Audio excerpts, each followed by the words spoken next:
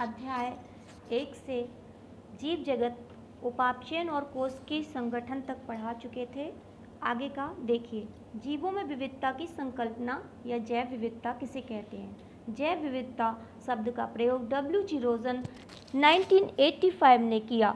जैव विविधता से तात्पर्य है पौधों, जंतुओं तथा सूक्ष्म जीवों की विभिन्न किस्मों, उनकी विभिन्नताओं तथा पारिस्थितिक सम्मिश्र जिसका वे भाग होते हैं। आप देखिए कैसे बहुत सारे जानवर जैसे गाय, भैंस, बकरी इत्यादि, बहुत सारे कीड़े मकोड़े जिन्हें हम इंसेक्ट्स कहते हैं आदि अनेक किस्मों के जंतुओं को तथा अनेक विभिन्न प्रकार के पेड़ पौधों को हम जानते पहचानते हैं, परंतु जीव जगत हमारे इस ज्ञान से कहीं अधिक विषम और विशाल है।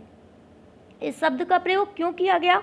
विषम और विशाल। वर्तमान पृथ्वी पर वास करने वाले जीवों की कुल संख्या का तो हम अनुमान भी नहीं लगा सकते, लेकिन वैज्ञानिकों द्वारा अब तक की ज्ञात और वर्णित स्पीसीज की संख्या 1.7 मिलियन 17 लाख से 1.8 मिलियन 18 लाख तक हो सकती है। हम इसे जैव विविधता कहते हैं। उन्होंने बताया कि इतनी ज़्यादा संख्या में हमारे पास और भी जीव जंतु हैं, इसी को हम जैव विविधता कहते हैं। अब जैव विविधता में हम क्रमबद्धता कैसे लाएं? जब विविधता होती है तो हम क्रमबद्ध ढंग से अगर रखेंगे तभी तो हम उसका क्लासिफिकेशन कर पाएंगे, उसे समझ पाएंगे किस समूह में रखा गया है। इसलिए विविधता में क्रमबद्धता। दूसरी हेडिंग है विविधता में क्रमबद्धता, ऑर्डर एंड डिवर्सिटी।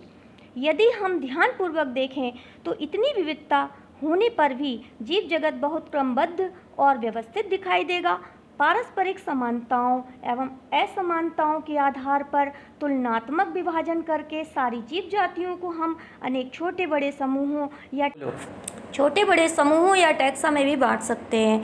उदाहरणार्थ जैसे मछलियाँ अनेक प्रकार की होती हैं, परंतु सबकी रचना और कार्यकी में इतनी समानता होती है कि इनका एक ही समूह स्पीसीज बनाया गया है। इसी प्रकार जैसे कि एक मछली का वर्गीकरण करने पर हमें पता चल जाता है कि उसमें कितनी समानता है, क्या कार्यकी है इनकी और कितनी क्या इनकी बनावट है, कैसी बनावट है। इस तरह से हम इन्हें एक ही समूह स्पीसीज में रख देते हैं। इसी प्रकार चूहे, बिल्ली, गाय, बंदर,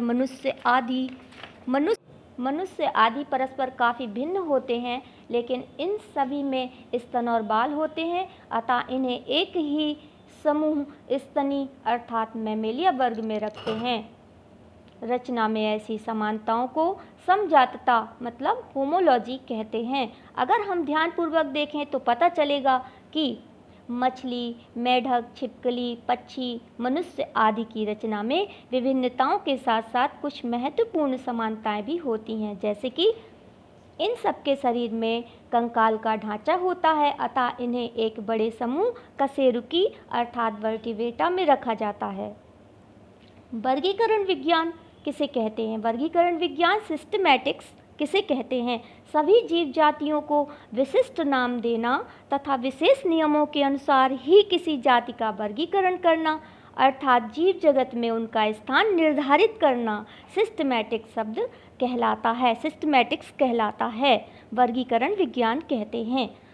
वर्गीकरण विज्ञान में सिस्टमैटिक शब्द जो है वो लैटिन शब्द सिस्टेमा से बना हुआ है, सिस्टेमा से आया है, जिसका अर्थ है जीवों की नियमित व्यवस्था। यह जीव विज्ञान की एक शाखा है जिसमें नियमित व्यवस्था की जाती है जीवों की और उन्हें एक स्थान निर्धारित कर दिया जाता है उनका। उसे हम वर्गीकरण विज्ञान या सिस्टमैटिक्स कहते हैं, जिसे हम बहुत ही सिस्टमैटिक ढंग से रख देते हैं, उसे हम सिस्टमैटिक्स कहते हैं, वर्गीकरण विज्ञान कहते हैं। वर्गीकी किसे कहते हैं? टैक्सोनॉमी किसे कहते हैं? वर्गीकी किसे कहते हैं? जीव जगत की वह शाखा जिसमें जीवों की पहचान, नामकरण तथा वर्गीकरण किया जाता है, टैक्सोनॉमी कहलाता है।